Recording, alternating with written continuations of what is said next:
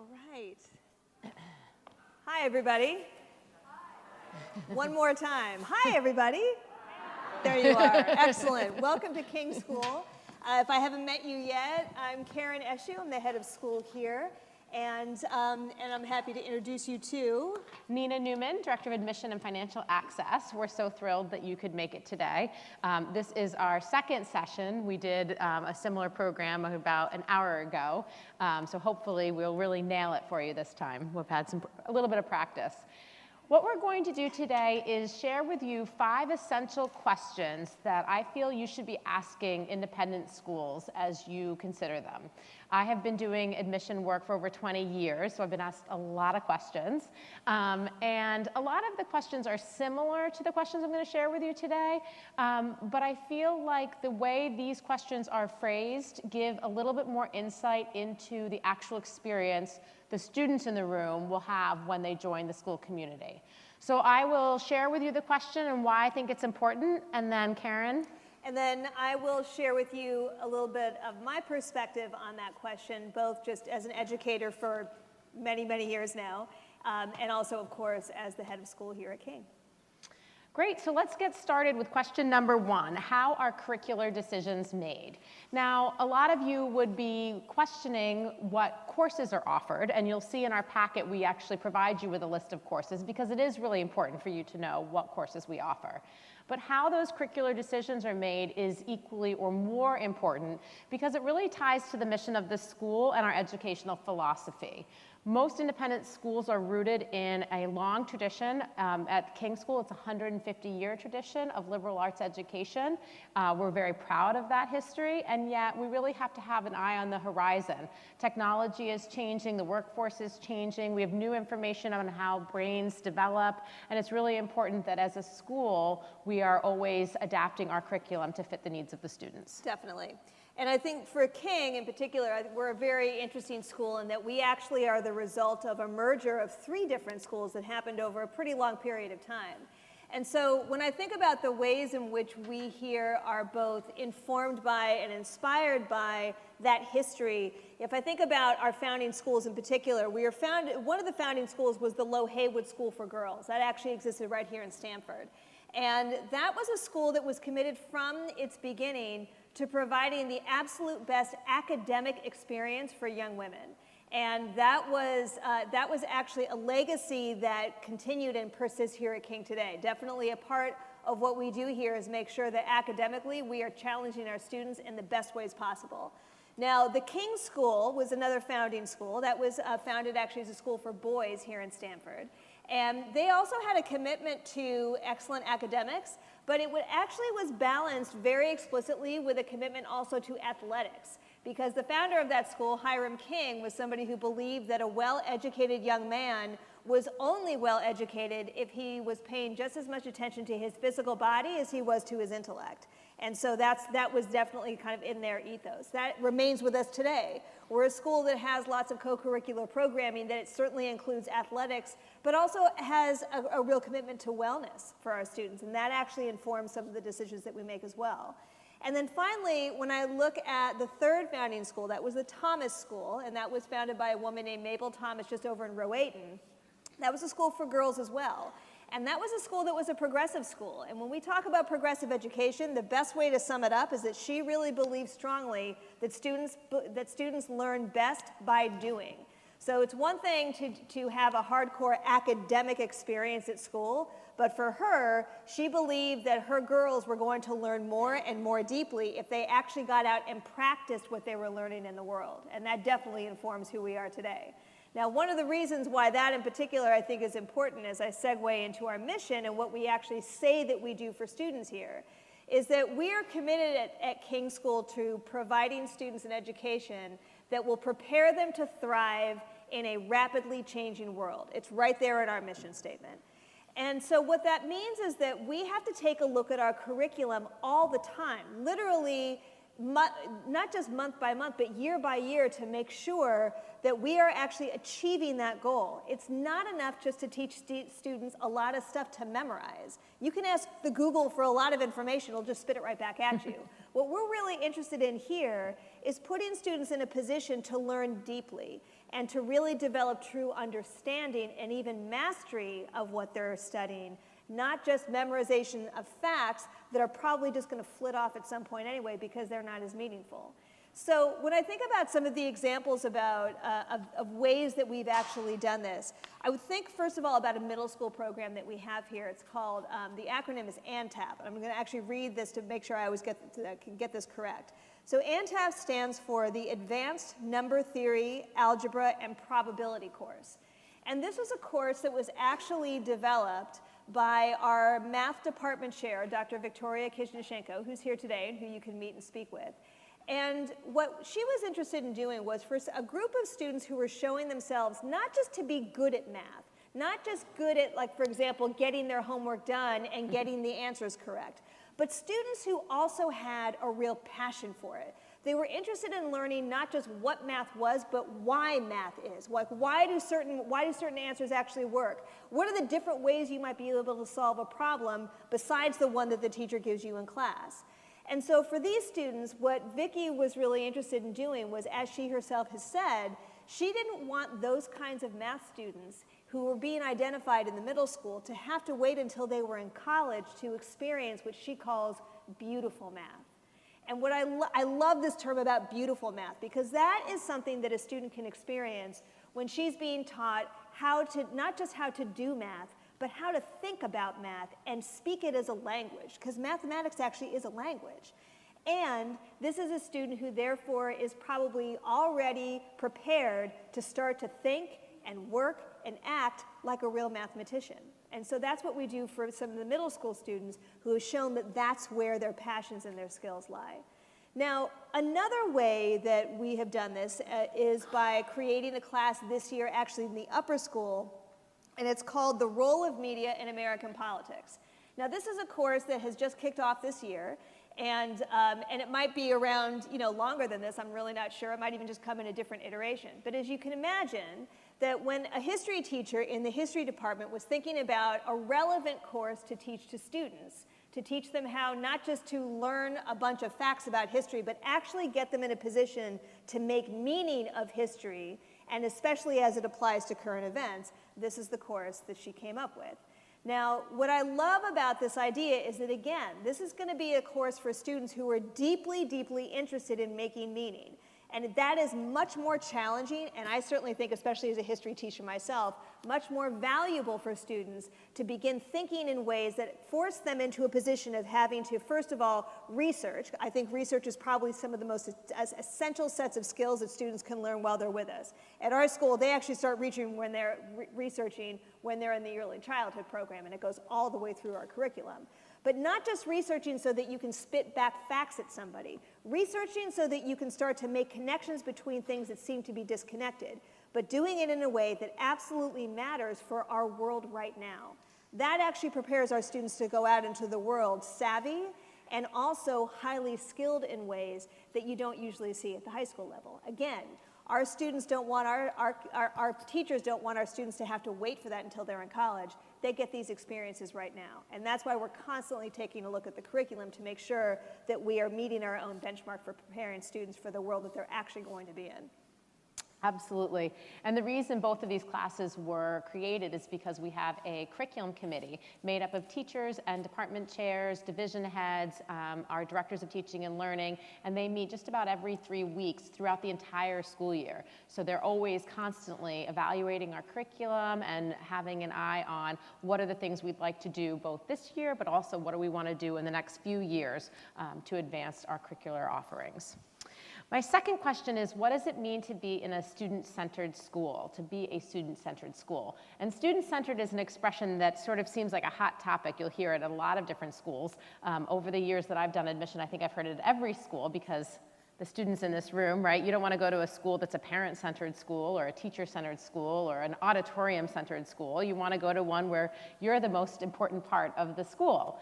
But what that looks like on the ground can be very different. How a school approaches being student-centered can really make a huge difference in the student's experience here.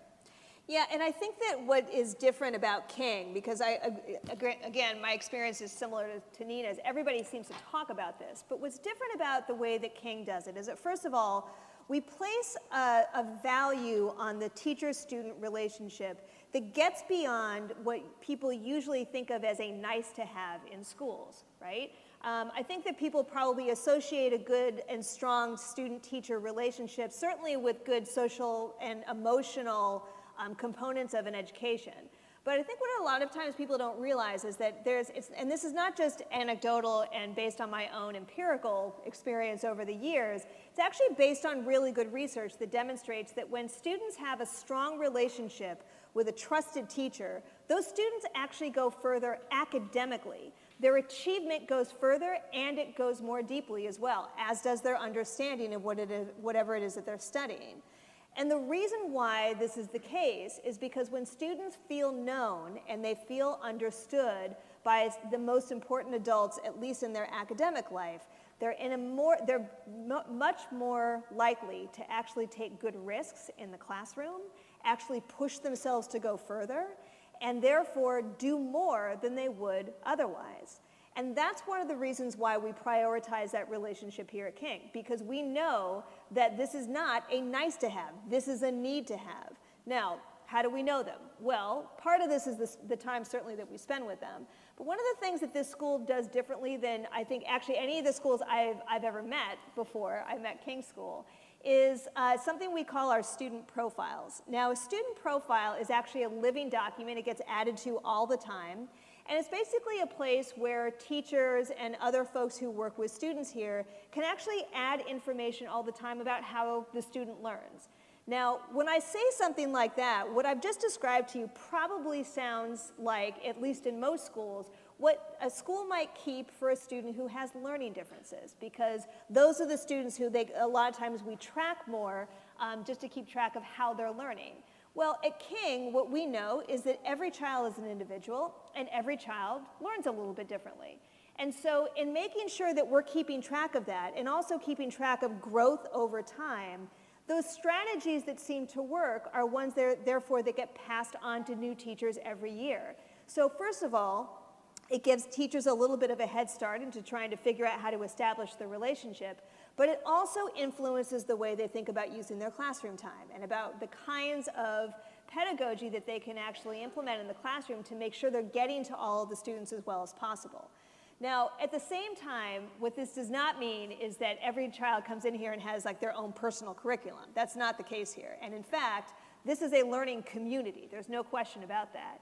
And so the very, very healthy tension between paying very close attention to each individual learner while also looking at the experience of the group at the same time, that is something that this school does extremely well. And it's because we take this very seriously and have structures in place to make sure that our teachers are set up to do this well. Question 3 might be my favorite. It is, how do students develop grit and resilience? And to the parents out there, I think it's an interesting question because, of course, you want a safe and nurturing and caring environment for your child. But at the same time, you probably credit a lot of your success in life with the challenges that you've overcome. And so the dilemma is, how do you provide a really happy childhood for your children and also challenge them in ways that they can really grow and develop a self-confidence, a sense of self, and a voice as they go through their academic years and beyond. The students in the room, you might be sitting here thinking, I don't know if I want to develop grit or resilience. That sounds kind of scary to me. So this question's for you. It's a really important question. Yeah, definitely. And it's definitely a hot topic in schools. I mean, really everywhere. And I think what's interesting about the challenge is that, you know, we talk a lot about creating a safe place for students in our schools. And of course, we all want our students to be very safe. And I just described to you how seriously we take that student-teacher relationship, which of course creates a safe place for students to, as I was saying before, take risks. Well, taking risks is uncomfortable. And so really what we're not trying to do is make this an easy place for anybody to be all the time. We want this to be a place where it is safe enough to be uncomfortable. That is what learning is. Learning should be uncomfortable. It should challenge you. It should make you feel like a little bit, like maybe just a little bit on the edge all the time. We talk here at King a lot about everybody having a growing edge. There are some things that all of us are kind of wired to be good at, and then other things where we really we're going to be pushed a little bit more to do so. But we all have those growing edges. And so what we think is really important, first of all, again, is creating that kind of set of conditions, certainly in our classrooms and across all of our programs. But I think the other piece of this really has to do with the partnership that we build and frankly expect from the families who join us here at our school. We certainly have a ton of expertise in education and in children because this is what we do. And at the same time, families, of course, have the most expertise on the children in your family. You're the ones who live together. It is not us. But what this means is that the way that we can bring parents in at this school is different because, again, we have made this really strong commitment to helping the students become the best versions of themselves every day. And in doing so, we have to commit to each other as the adults in this community to teach them how to fail well. Those things might sound funny in the same sentence, but it is absolutely essential that students understand, first of all, that you can get a bad grade on a test and not be a failure. Those two things are not the same. You can make a mistake at school. You might even get in a little bit of trouble at school, but that doesn't mean that your life is over. It's a learning experience. Now, while there certainly are some things out there on the edge that might be things you cannot come back from, those things are pretty few and far between. They're rare.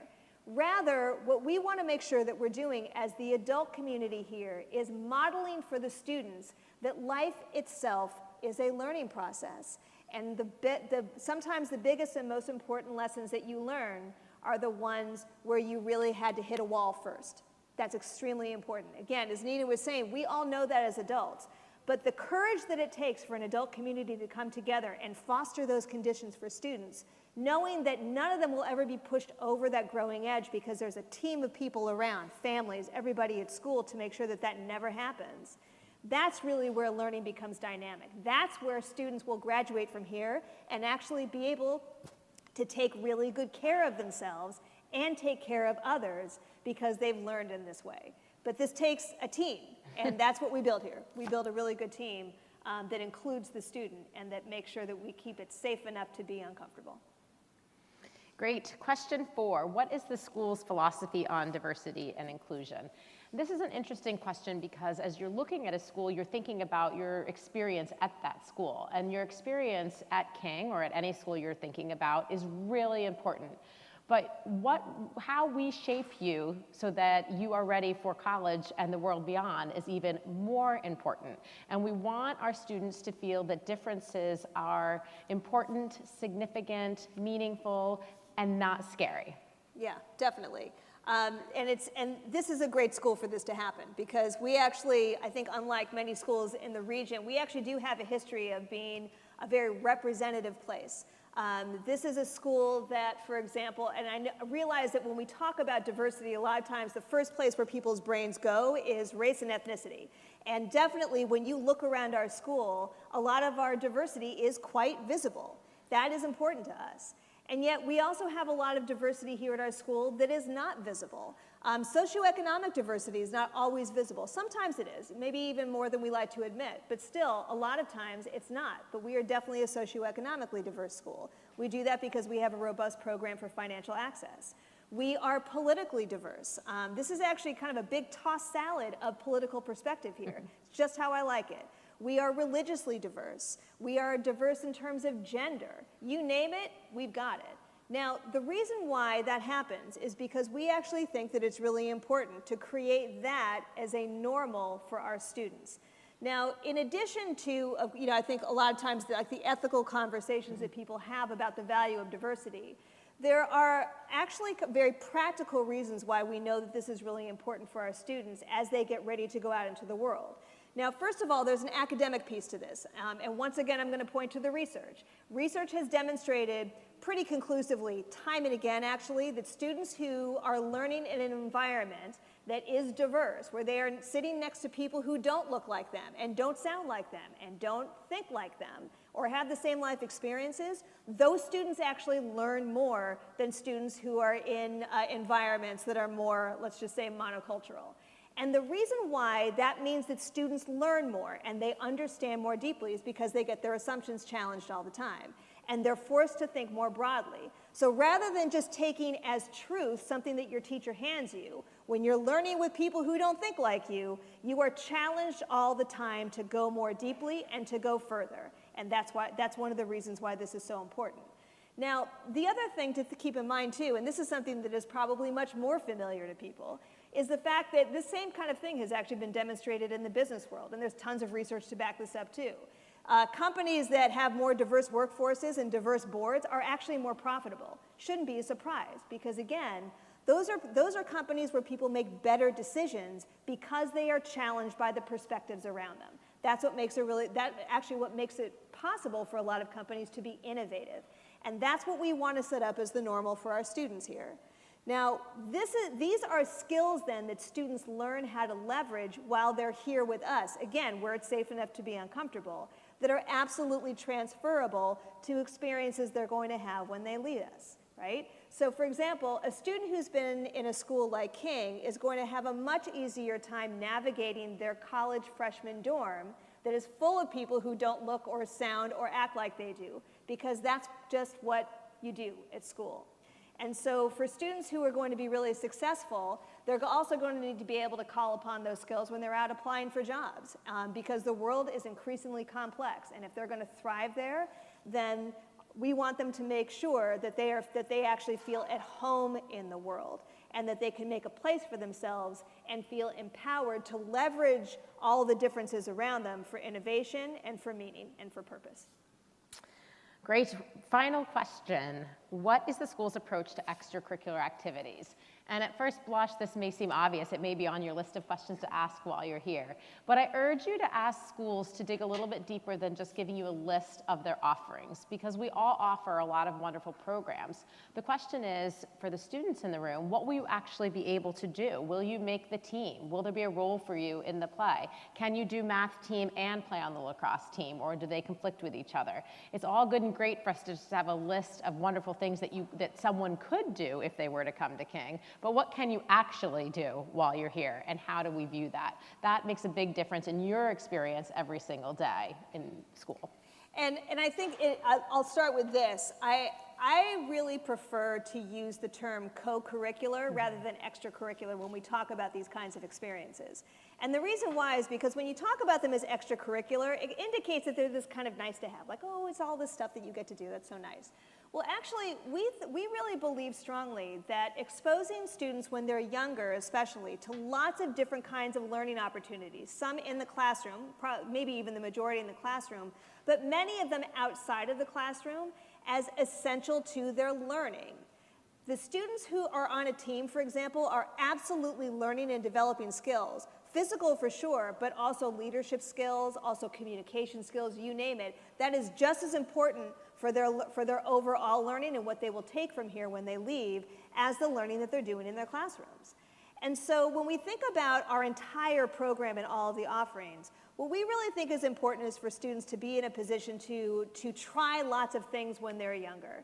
And so when Nina talks about the long list of opportunities that we have, it's long for a reason. We want to make sure that we're giving students the opportunity to tap into themselves in ways that they wouldn't otherwise. We create those conditions so that as they get older and they start to hone in on what they really love and are passionate about, they can actually start to specialize at least somewhat. And what this means is that we actually here at King don't really believe anymore in this idea of a, quote, well-rounded student. Because a well-rounded student is somebody who's just done a bunch of stuff. And so, you know, this is somebody who can have, like, has her own long list of all the things she did. I played on a team, I did some piano, I did a show one time, and it's just a list of stuff. But when you have a list of stuff and you're in the upper school and you're starting to think about applying to college, that list is not very meaningful, as a matter of fact. We've been taught to think that it is, but actually what colleges are finally figuring out is that they're asking for something a little bit different. What they're asking for is students who actually have a story to tell about themselves. And this is why we here at King, and I think especially thanks to my friend and my colleague Josh Deitch in the middle school, we're really talking a lot more now about educating what we call the T-shaped student. So rather than it just being this round student who just did a bunch of stuff, instead, you've got the T, which first of all has the vertical line coming down. That's the core of the curriculum, right? That's the core of the program that each student develops. But over time, they start to branch out, at least in a couple of different directions, in ways that actually speak to who they are, intellectually, socially, emotionally, everything else. And when you're talking about a T-shaped student, the reason why that's important is because you've got a student who has started to think about her own identity in ways that starts to put her in a position to answer my favorite question to ask any student who's getting ready to apply for college. And that question is, why are you fascinating? Now that's very different than you just telling me a bunch of stuff that you did, right? And trust me on this one, colleges, God bless you, are much more, God bless you, colleges are much more interested in understanding why a student is fascinating rather than just why a student has a long list of stuff that she did. Now we know that grades are important. We know the test scores are important. And we also know that's not enough. And so when we have students who have taken full advantage of all of the learning opportunities that we have here, and they're able to answer the question, why am I fascinating? That's a story that each individual, that only each individual can tell. That's what makes them compelling, both to colleges and just as humans.